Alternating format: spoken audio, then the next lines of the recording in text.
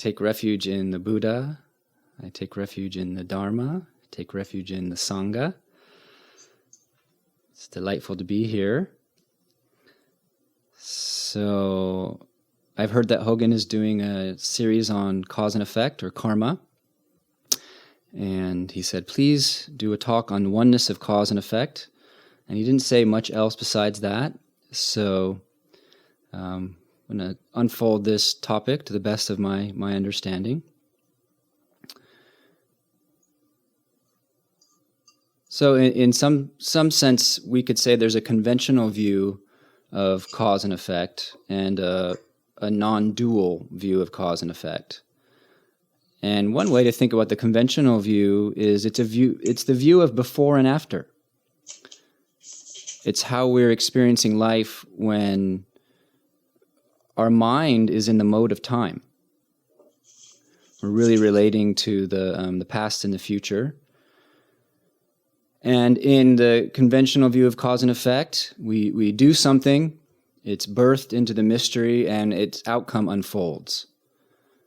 And I imagine he's emphasized that your intention is a big factor on how that unfolds.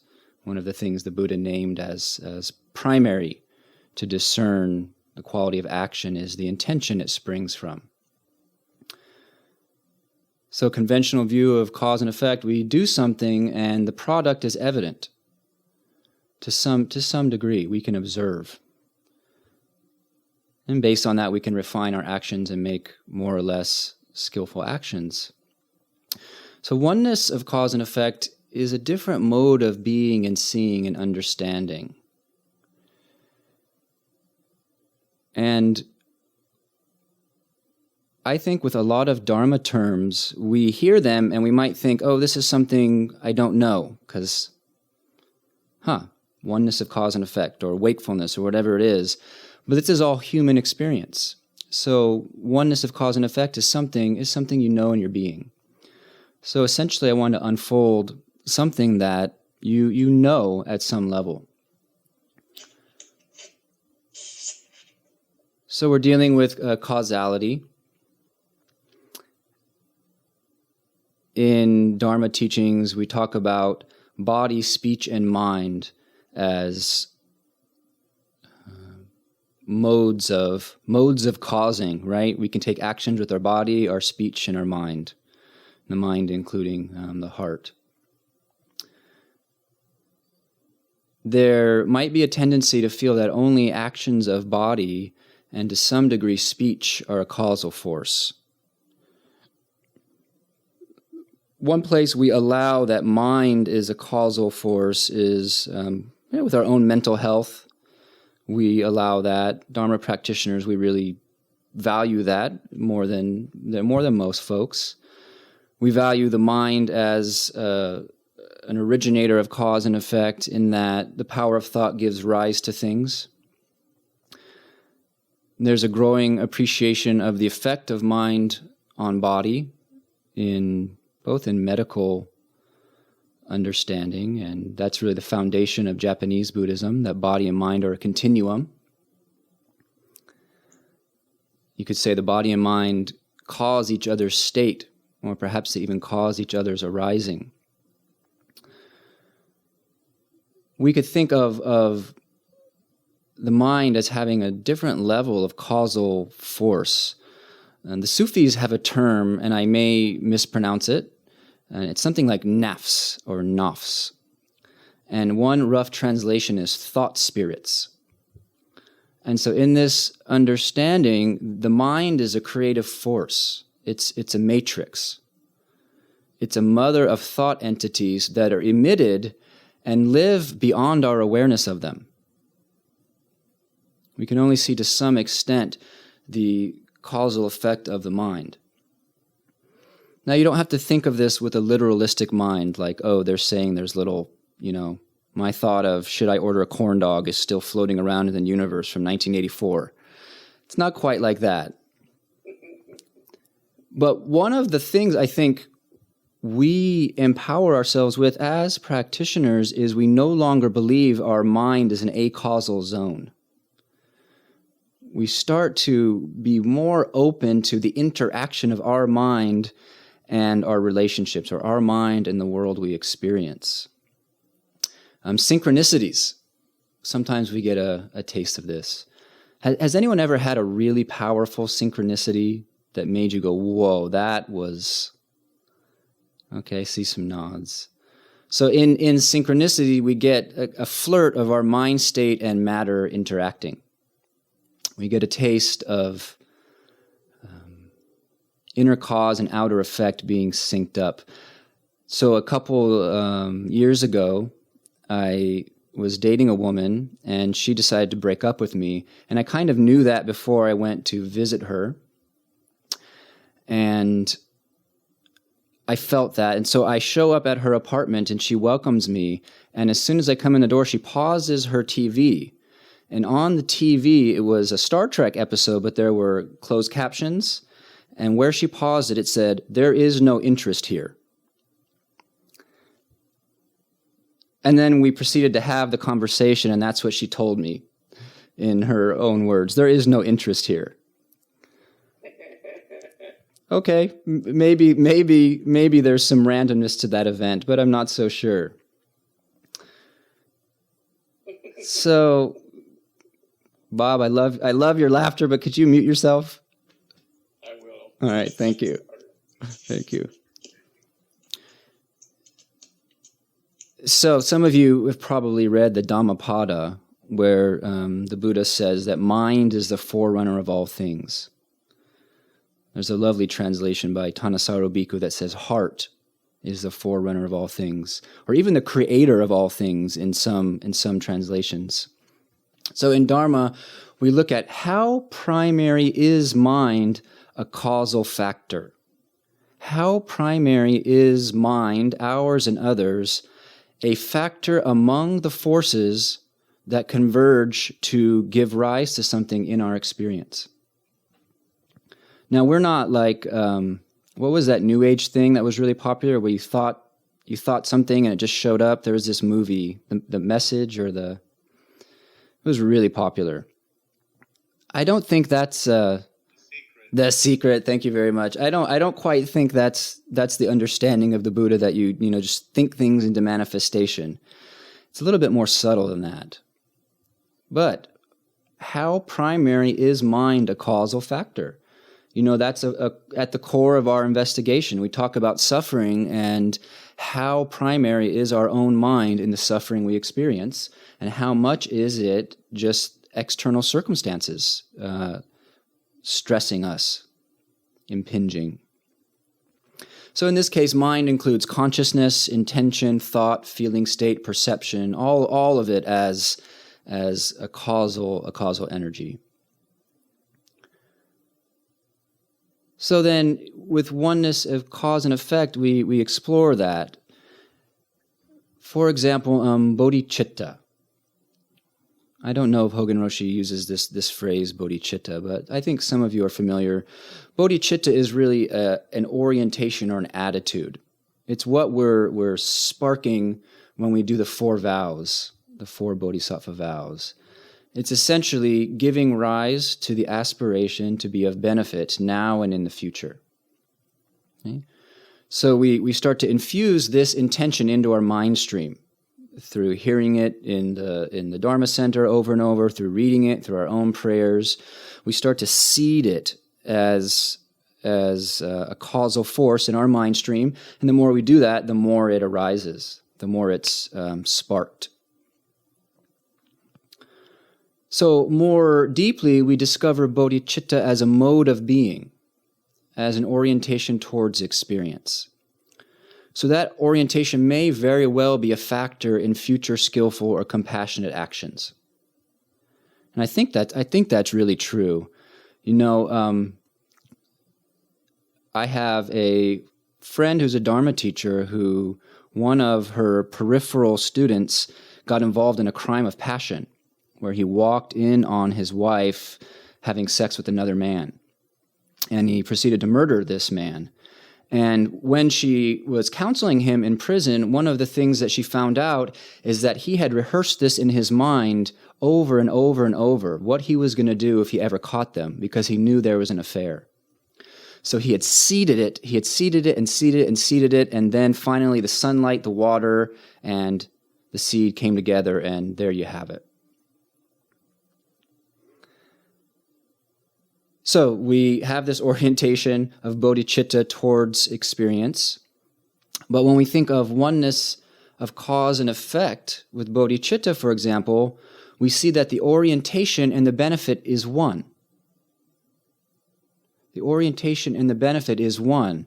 Simultaneously with that orientation to benefit beings, its effect is right there. And how is that? How do you notice that? If you've done those kind of practices, saying the four vows, and you do it from a place in your heart that feels genuine and not perfunctory, what is the effect on your being at the moment you're doing that? What's the afterglow of that? You could look at it with metta practice. So if we say metta is an orientation, it's a mode of being. In the moment of being in the mode of being of metta, of practicing metta, the result of metta is right there in your own body. We do the practice and the effect is right there. As soon as we open in that way, something has to be let go of. As soon as we give rise to that aspiration, something shifts in the body, however subtle. So with oneness of cause and effect, it's not like we're casting our line into a pond and then eventually something will bite. We could look at it with suffering. So a teacher like Hakuin Zenji would say that the cause and effect of suffering are the same thing. We have the Four Noble Truths, and I don't know how it would be translated most excellently without the limitations of the English language. But essentially it says that suffering is caused by clinging. But from this point of view, clinging isn't the cause of suffering. Clinging is suffering. It's not like you cling and then suffering happens. It's the same thing. Actually, it's the effect of suffering that we cling, and it's the cause of clinging that we suffer. So the practice of suffering, in a sense, has no gap. The same thing is with letting go. The moment of letting go and the fruit of letting go are simultaneous. This was something that was really important to Dogen Zenji, so the founder of our Soto heritage. It was actually his primary koan.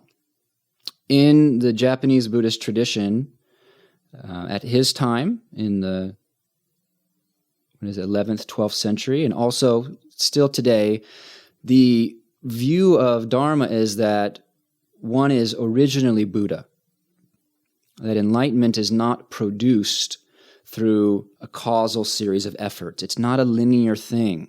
It's not do X and eventually Y will arise. It's that is actually our real state. Now Dogen said, wait a minute, why are all these people doing all of these terrible things then if they're originally Buddha? That just doesn't make sense. How could it be that all beings are this awakening and yet they manifest confusion? So that was his koan.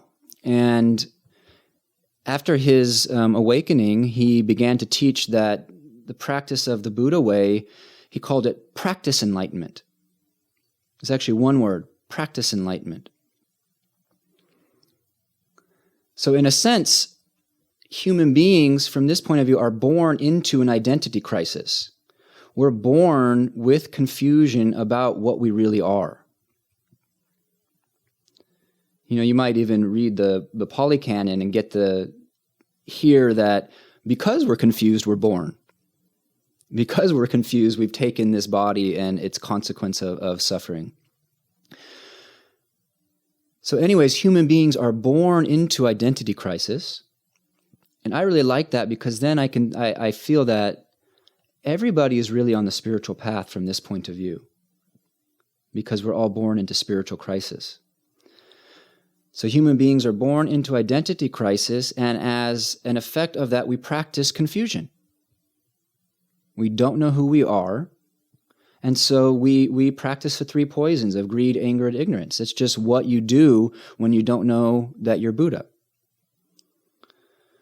And so a teacher like, I believe it was Bankei, would say, he was a Japanese Zen teacher, 13th century, one moment of anger and you manifest as a hell being.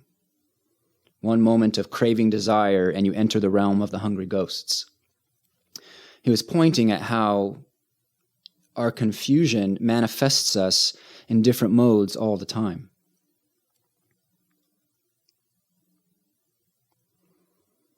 So Dogen, he elaborated this a whole lot. If you're interested in finding out about this, he had a lot to say. He said, my paraphrasing, that Zazen is actualizing Buddha through practice. And a direct quote is, Zazen is becoming Buddha with intention. Again, he's not talking about intend it and then later it's going to happen. That's all one for him. Becoming Buddha with intention, intending Buddha into manifestation, practicing awakening. So there's a saying in the Soto tradition, 1 inch of Zazen is 1 inch of Buddha. I actually had a Rinzai Zen teacher tell me this, which was very, very sweet that he brought this in. 1 inch of sitting, 1 inch Buddha. But what is that? What is that? The practice of awakening, what does that mean? It's less a doctrine and more an invitation to explore what we're up to. So to look at it from another angle, what's the cause of the practice of awakening? Okay. In other words, what brings you to doing this? Something caused you to come this way and take on this. In the context of the culture at large, this is really weird. I mean, it's Saturday night, people. So what's the cause of this practice that you're doing? The traditional answer is suffering. Suffering's the cause. And that's in the conventional view of cause and effect. We've suffered, and we get to our teens or our 20s and we encounter a book on Buddhism and we realize, oh, I can do something about this. But what if original Buddha, just to use a term, don't think there's some golden thing inside you. It's just pointing at something. What if original Buddha is the cause of our practice? What if enlightenment being the fundamental truth of our nature is why we do this? So one way that Dogen would express this is a cat purrs and a Buddha does Zazen. We recognize what we are and we enact what we are, and we enact what we are and then we recognize what we are. It works both ways.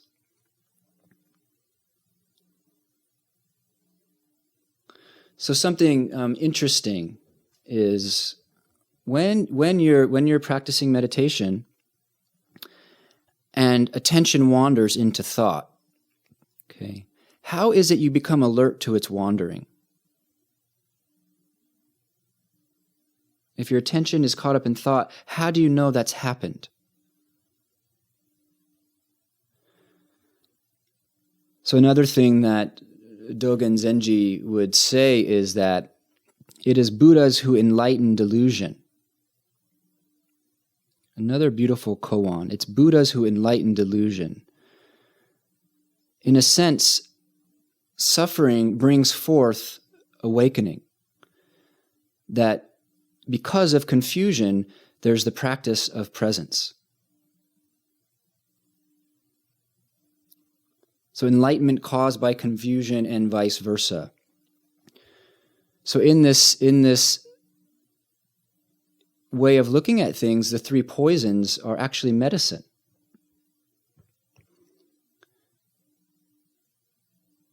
because what we primordially are, what is ultimately true, is always shining through. And confusion gives rise to that very shining through. You could say that poison cures itself. I know one of the things Jogen Roshi, I've heard him say many, many, many times, and I think he says this from his long and deep engagement and blood, sweat, and tears in practice, is he says, nothing is wasted. Everything you go through is grist for the mill. All of our struggles, and when we come to practice, we examine those patterns of struggle. That is exactly the composition of our awakening. It's exactly the composition of our awakening. They're not separated. So the teachings of karma from the reality of cultivation, of linear time, you could say are an invitation to a conscious co-creation of the world we live in. And to some degree, a real investigation of how deeply is mind a force in the world I experience. And to whatever degree it is possible to consciously manifest our state of mind independent of externals, we do that. You do know what I mean? It's that sense of going into a situation where it used to disturb you and it used to really impact you in a negative way, and now there's a space in mind where that doesn't have to happen. There's the quality of mind has regained some independence from external forces. It can rest in its own nature. So this is one way that we're working with karma. We're cultivating this ability.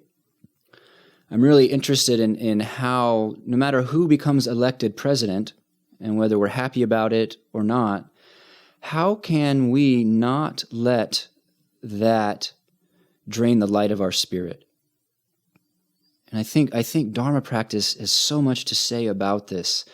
How can external events be what they are and touch us, but not be that which decides what our state of mind is? So there's a view of cultivation, and then karma also means the oneness of cause and effect too. We're woven in. We're woven in. What's happening in the world is happening in us. And what's happening in us happens in the world. We're happening in each other.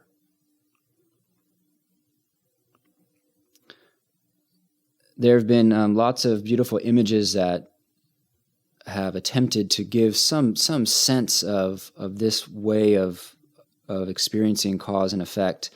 I have a crude one I want to share with you that works for me.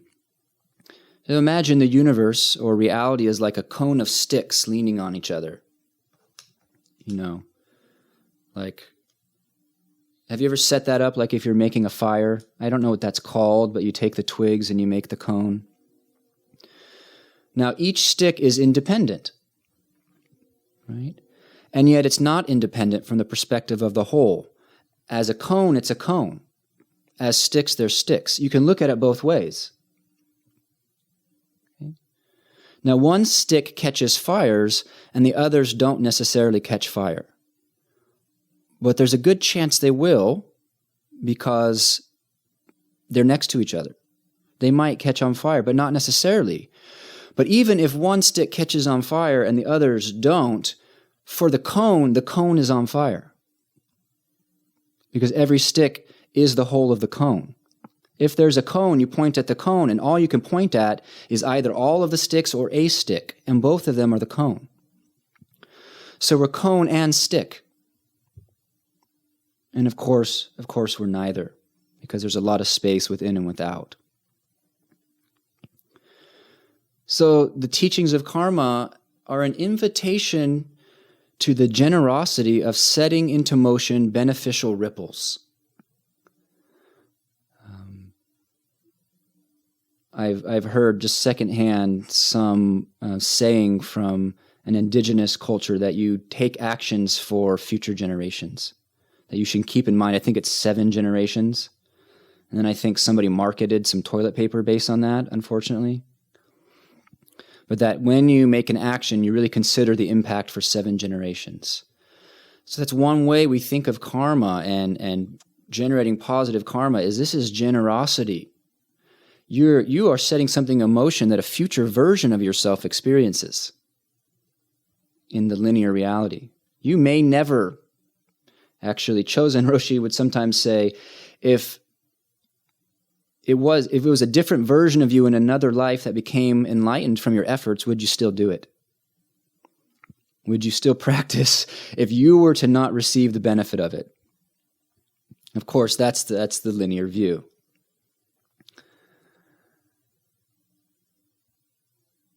So, cause and effect is a very, very rich topic.